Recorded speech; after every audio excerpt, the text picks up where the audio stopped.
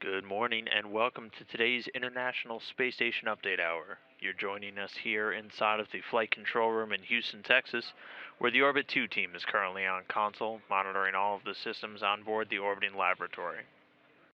Today they're being led by Flight Director Heather Rarick, and joining her to the left is Capcom Dan Tanney, serving as the voice communication link between controllers here on the ground and the astronauts up in space. And those astronauts right now are the crew of Expedition 30, moving into one of the last few weeks of their expedition. They're being led by Commander Dan Burbank there in the front row on the left of your screen. He is also a NASA astronaut, and he'll be returning home on April 27th, just less than 2 weeks from now, with the two people behind him, Russian cosmonauts Anton Shkaplerov and Anatoly Ivanishin. Also along the back row, we have European Space Agency astronaut Andrei Kuipers, NASA astronaut Don Pettit, and Russian cosmonaut Oleg Kononenko in the front row right, who will remain on board the station and become the crew of Expedition 31.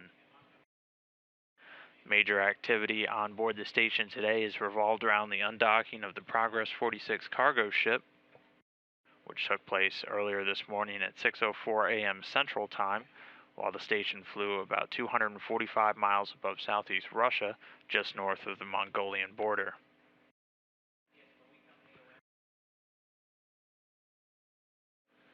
Meanwhile, the crew on board has been involved in quite an array of different maintenance activities and a few biomedical experiments throughout their day, starting off with Commander Burbank, who's been doing some unloading from the ATV-3 cargo vehicle, which is the European Space Agency's cargo resupply ship currently still docked to the station.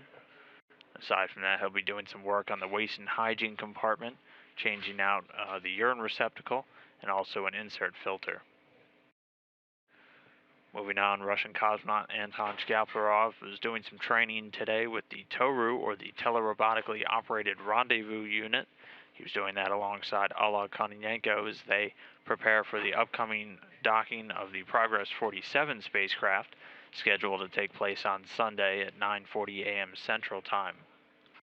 He was also doing some crew departure preparation work as he will be returning home again on April 27th alongside Commander Burbank and fellow Russian cosmonaut Anatoly Ivanishin.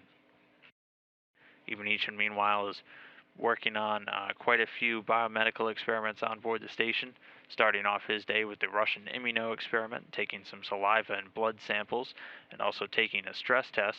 This looks to study any of the changes of these astronauts' immune system responses during their long-duration space flights. He will also be working with the pneumocard study, which looks to investigate the adaptation of the cardiovascular system of these crew members as they're exposed to that low microgravity environment for long durations of time. And his other major task for the day will be photographing the docking assembly that Progress 46 spacecraft just undocked from. Again, some of the more prep work that they're doing and to be prepared for that upcoming docking of Progress 46 on Sunday.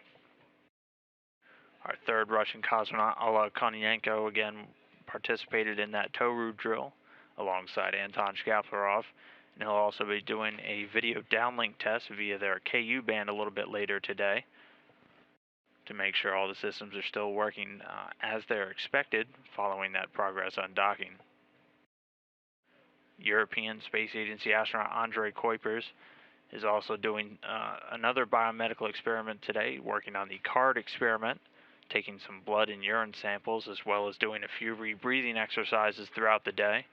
CARD looks to investigate the mechanisms of heart disease using different portable equipment, and studies the blood pressure decreases in the human body as is exposed to this microgravity environment on board the International Space Station.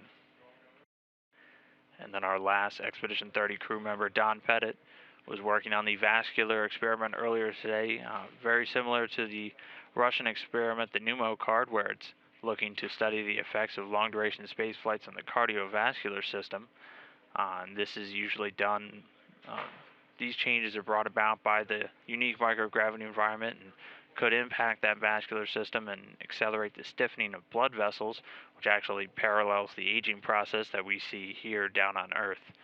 And then he'll also be working pretty extensively with Robonaut today, the station's dexterous robot companion on board, moving it through a few waist movement activities and testing its visual acuity and also its dexterity as it works to manipulate a task board.